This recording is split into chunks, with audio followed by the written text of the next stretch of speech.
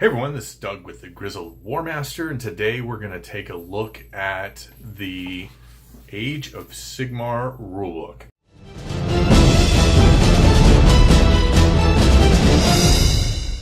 The first in a series of reviews on the various books from Games Workshop for the most part, not just codexes and battle tomes, so we're not going to really call these faction focuses or foci if you want to be technical.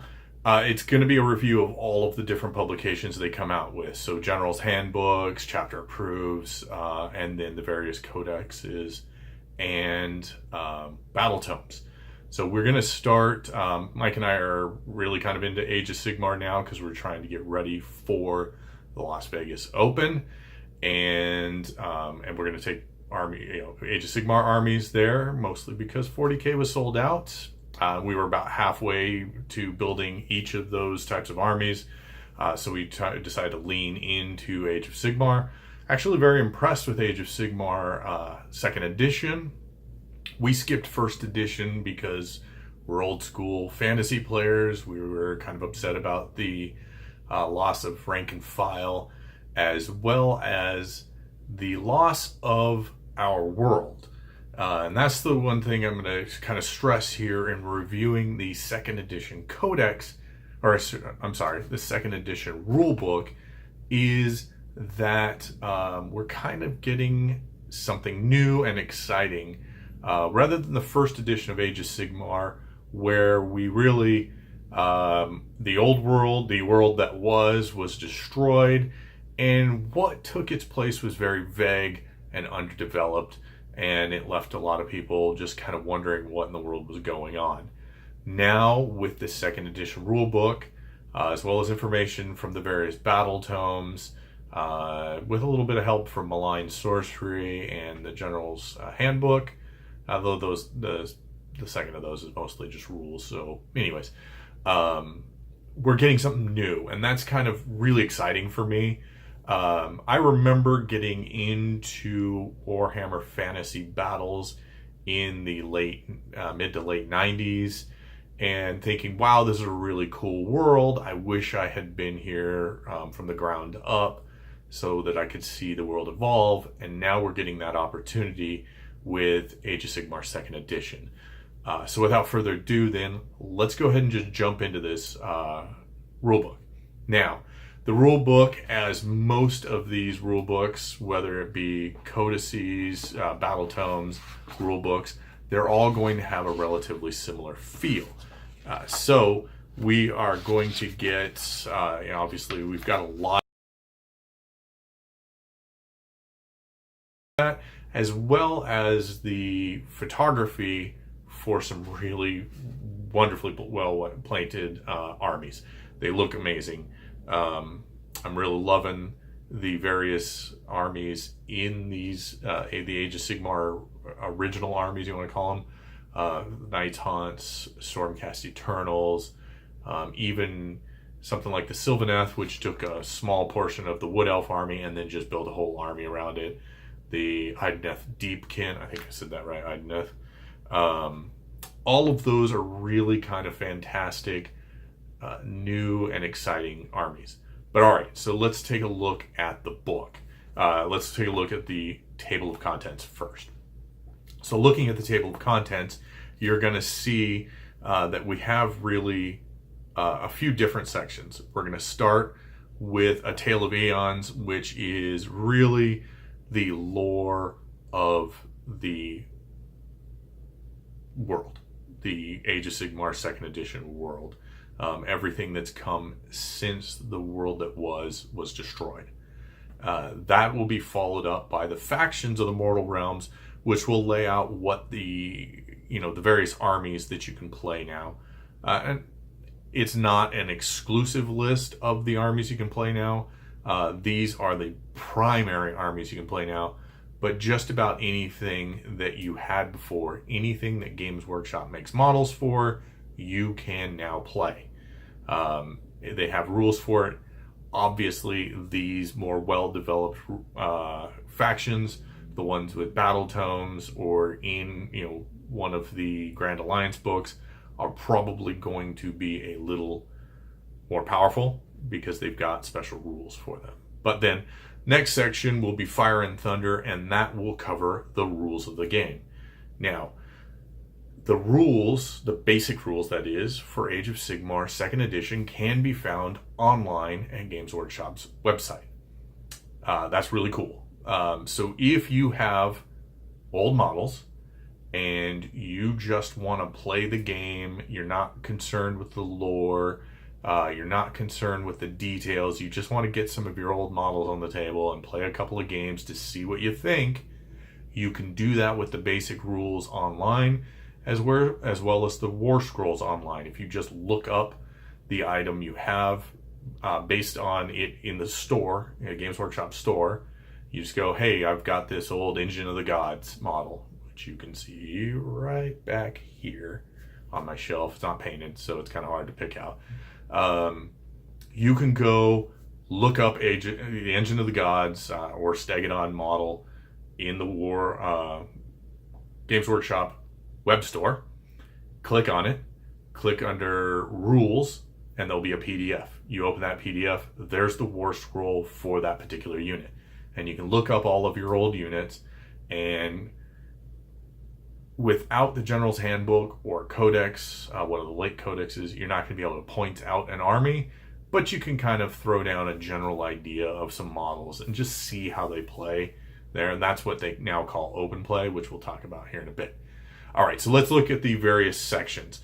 I'm not going to go too in-depth on each section other than to give my general opinion, but if we kind of combine the first two, the Tales of Eons and the Factions of the Mortal Realms, as largely lore-based, although there is some rules in the Factions of the Mortal Realms, we will find that the first 219 pages, and that goes to roughly here, so if we look at that much of the book is fluff. It is primarily fluff. It's and that is not a bad thing. This is really well developed world building. It really gives you a sense of what has happened since the world that was destroyed, and what has brought us to the point we were at in Age of Sigmar 2nd edition. It gives you, where the Stormcast Eternals come from, why is the world dominated by chaos, what are realms gates, what are the mortal realms, what's Nagash been up to, what has Nurgle been up to, what have all of the Chaos Gods been up to, what about the elves, what about the dwarves, which are now called Duarden, and elves are called Aelves, and all that kind of stuff. You'll also get in that section, you've also got a cosmology, shows the different realms, how they relate to each other. You've got maps for the first time. You've got rules developing. First, you've got the lore of the various mortal realms, but you've also got, if you flip through, like I said, you got the various fluff about the different factions, but then later on, once you get into the Fire and Thunder section, you'll then get rules on various allegiances. Primarily, they just do the big grand alliances in here. Your order, chaos, death, and destruction. Pretty much any army can be formed in one of those. So if you're humans or elves, or, well, humans that aren't dedicated to chaos, elves, Stormcast Eternals, dwarves, they will all primarily be in order.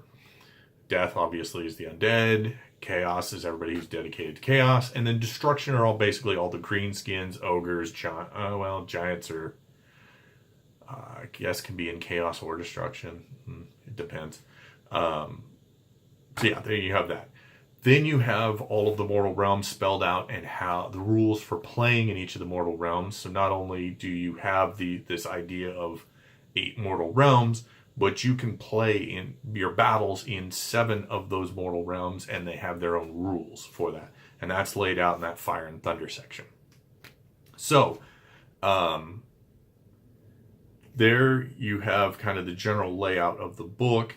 You've got all that fluff that will kind of get you in the mood for Age of Sigmar 2nd edition. Like I said, some great lore.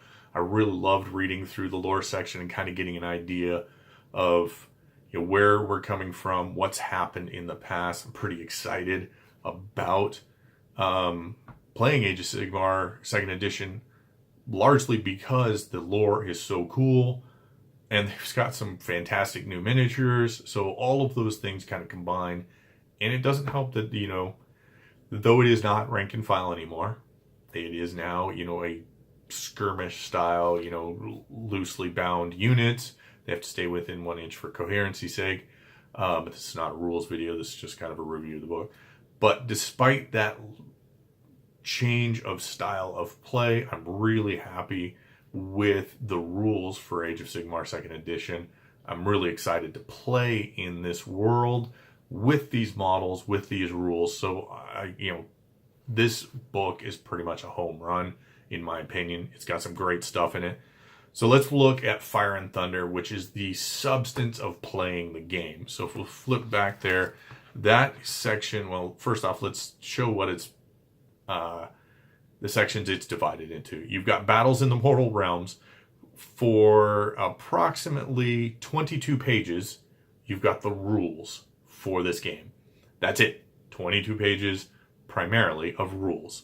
Those include the core rules, battle plans for playing. You know, battle plans are, you know, the setup for the table and what the objectives and stuff like that is.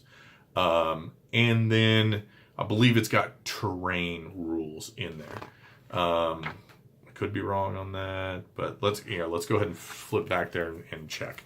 So you've got Battles in the Mortal Realms. It explains all of the rules. There is one thing that's kind of jarring in this layout of this rule book. The rules section has some eccentricities you want to be aware of. One of those is that they've got these little squares off to the side. There's little like inserts or insets that you would think of as, oh, this is a little clarification, maybe some fluff, something like that. No, it's usually some really specific, important rule. So you need to pay attention to those. You're going to need to read the rules from front to back, because sometimes things that you might think would be logically in one section might be in another section. I guess that's a stylistic choice. I'm not going to fault them too much for that. But there are some vagaries in the rule, but that's doesn't really have a lot to do with the layout of the book. I will do some videos on the basics of playing Age of Sigmar 2nd edition, and when I go into that, I'll kind of talk about some of the places where the rules are a little vague, and you just kind of have to deal with that and adapt. But all right, so we go through, you know, what are battle rounds, how do you move, how do you attack, bravery, battle shock, how wizards work, that kind of thing. It's got the terrain rules, including if you want to use special scenery, and that can be Games Workshop stuff or just things that you and your opponent designate as special scenery, and they give rules for that. You know, damned, arcane, inspiring, deadly, mystical, and sinister, and those things give bonuses or penalties depending on which one they are, how close you are to them, that kind of stuff. Talks about obstacles and garrisons. Then you get your battle plan. It gives you the one basic battle plan of First Blood. It's just really easy, kind of basic game. Later on, when you get to the match play rules, it will give you some more options. And the General's Handbook, which we'll do another review on, also will give you some other options. All right, so flipping back, it describes how War Scrolls work. For those of you who weren't around for Age of Sigmar 1st edition, may not have heard of War Scrolls, but War Scrolls are just the description of your troops. They now have far fewer stats. Essentially, everybody has moves, wounds, leadership, and their save. Those are the 4 stats they have base. Then their 2 hit and 2 wound are based on the weapon they are using, not necessarily their strength or the opponent's toughness. those stats are gone. They don't exist anymore. So it'll spell out those 4 things on a wheel, the movement, save, leadership, and wounds. Then it will have the weapons they are armed with, which will give them the to hit, to wound, amount of damage done, if they have the Ren characteristic. And then later on, it will describe any special abilities they might have, as well as how they're equipped. Once you've formed your war scrolls, you've picked your army. If you have any war scroll battalions, we'll talk about that when we get into the books. But basically, any faction can take specific troops in a specific kind of grouping. So usually it'll be a leader, a special character, an elite troop or monster or some type, with some regular troops or some special troops that just kind of work together, and they've got a theme around them. And if you pick that as a War Scroll battalion, it gives you some bonuses. Usually there's 1 or 2 abilities that the units in that get, as well as you get an additional command point and an additional relic. All armies just get 1 relic to begin with.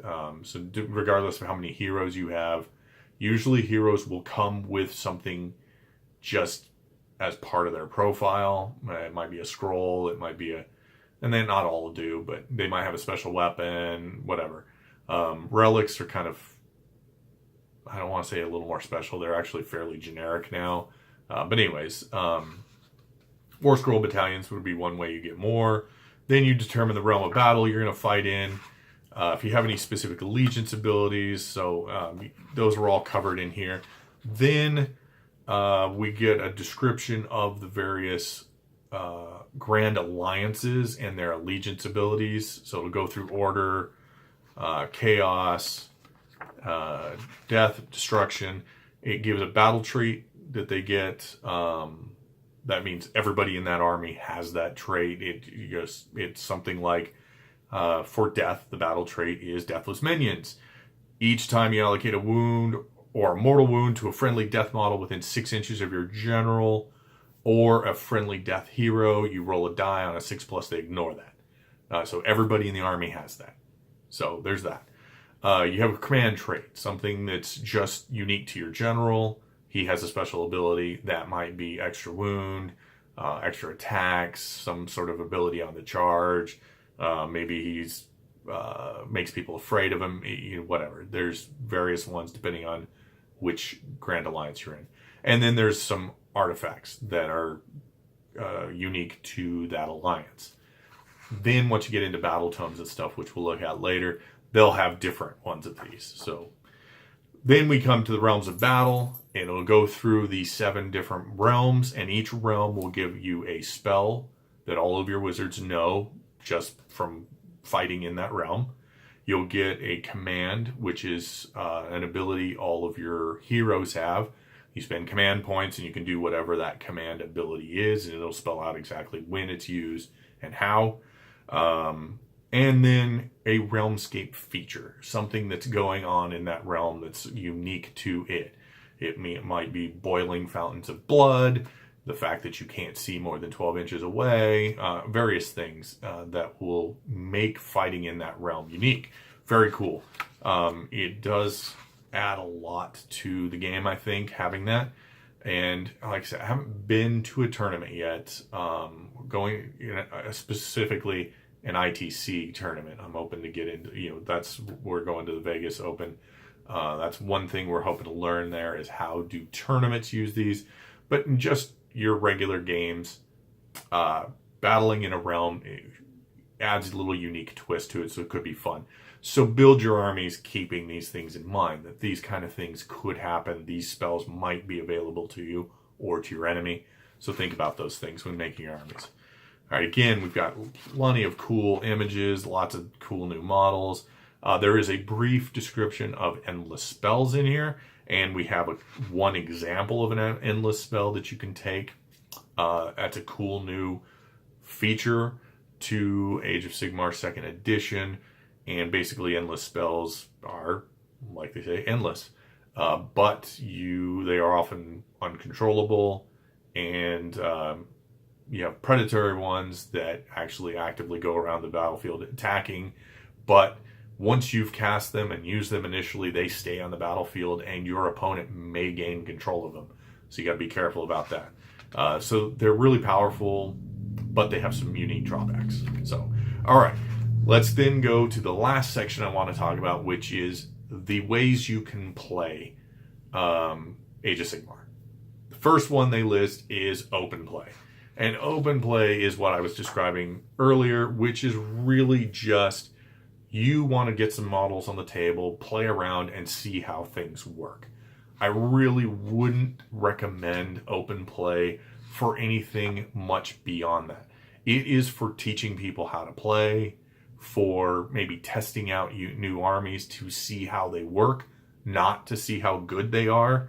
To see how good they are, you really want to be playing matched play, where you're going to be playing a balanced opponent, so you can tell, is this going to be a good army or not? Does it match my play style or not? In a even battlefield. If you're just throwing a bunch of models and you get trumped because they had way more power on their side than you did, you're not going to have fun playing that army, and it's not going to seem like a cool army you want to get invested in. So I really would not suggest open play for anything but the most casual of, I just want to roll some dice, see what happens, and get an idea of what's going on. So that really is what open play is. Now, I think the British, and especially the guys at Games Workshop, have a far different idea about open play. They think people are just going to go, hey, I've got about 40 Seraphon, you've got about 90 Chaos Warriors, let's put them on the board and see what happens. And they think that, you know, people are going to be cool with that and they're going to have fun doing that. Some people might, but by and large, no. Yeah, nobody wants to play that kind of uneven battle. So, again, you have battle plans for all three of the modes of play. So they've got a few of those at the end here. They talk about playing some campaign stuff in open play. But I really want to get on to the next one, which is narrative play.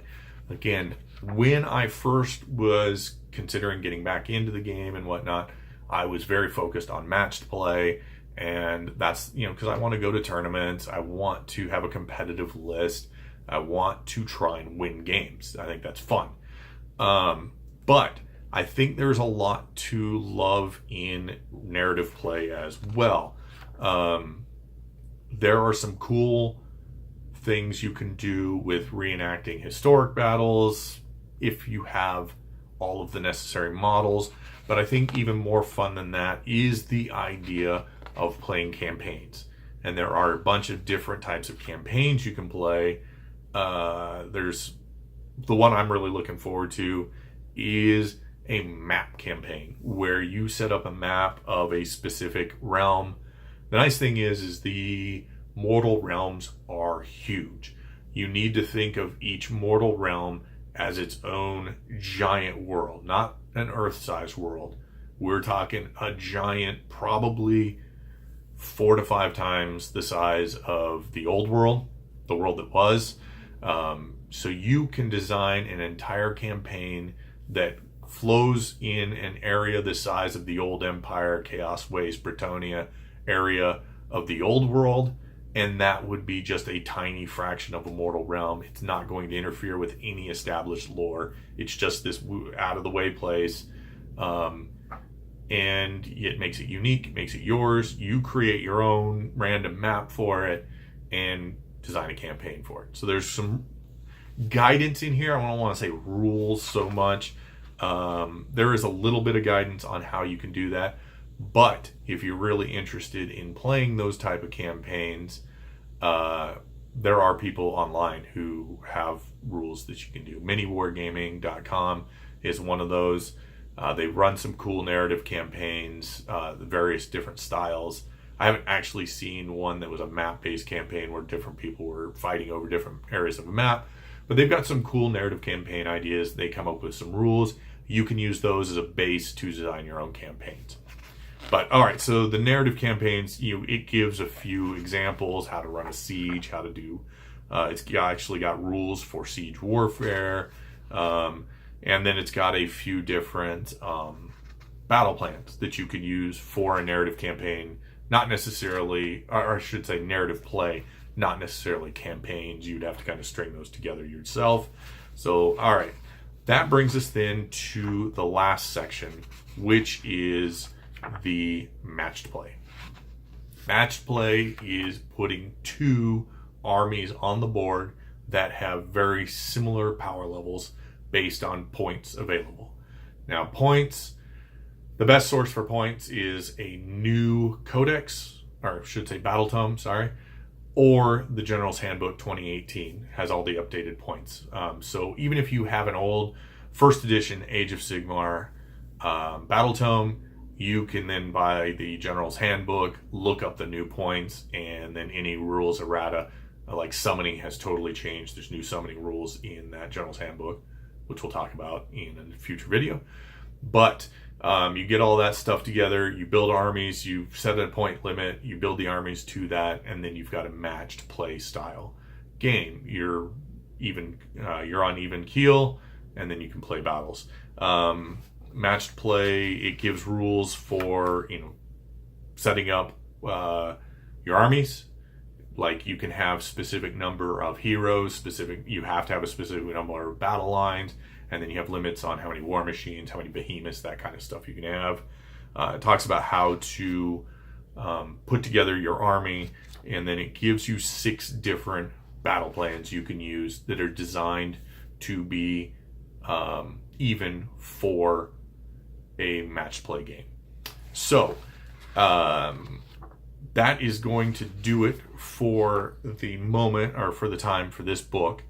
I just want to say, like I said before, I want to really emphasize that this is a great book. I'm really loving Age of Sigmar 2nd edition. I think despite the fact that you can get the rules for free online, it is well worth it to get this book. This is a great time to jump into Age of Sigmar 2nd edition and really feel like you're on the ground floor of something new and something exciting, and you're helping build the lore for this.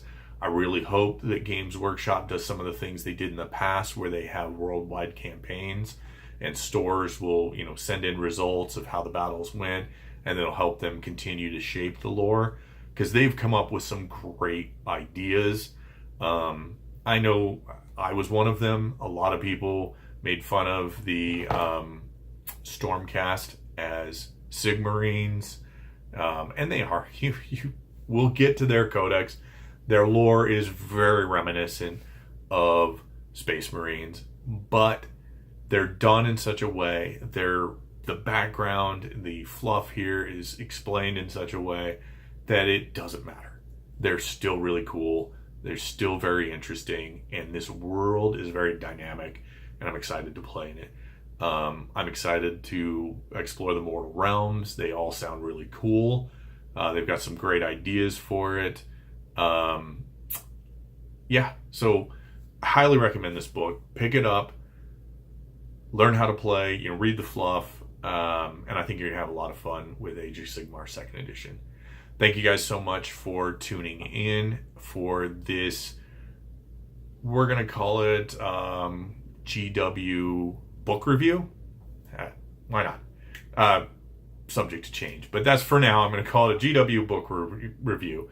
And we appreciate you being here. We appreciate you checking out our channel. If you would, hit that like button, subscribe, share this with a friend. Help us, grow our base here. We're just getting into this, and we're excited to do this, do these reviews, do the battle reports that are coming, and to continue this series. Like I said, I'm going to continue with the General's Handbook, the Stormcast Eternal book, but we're also going to do some 40K stuff. So expect the 40K rulebook to have a review, chapter approved, and then a few. We've got Space Marines, we've got Tyranid, we've got a few others that we're going to be doing. So that we're going to mix those up between 40K and Age of Sigmar. If you have any specific requests, let me know. If you got any comments on the rulebook itself, please let me know down in the comments below. If you have any suggestions for the channel in general, please let us know down there. There you go, guys. I appreciate it. Check out our links down below for our second channel, The Grizzled Geek, and ways you can support us as well. Appreciate it. You guys have a great night and enjoy playing Age of Sigmar 2nd edition.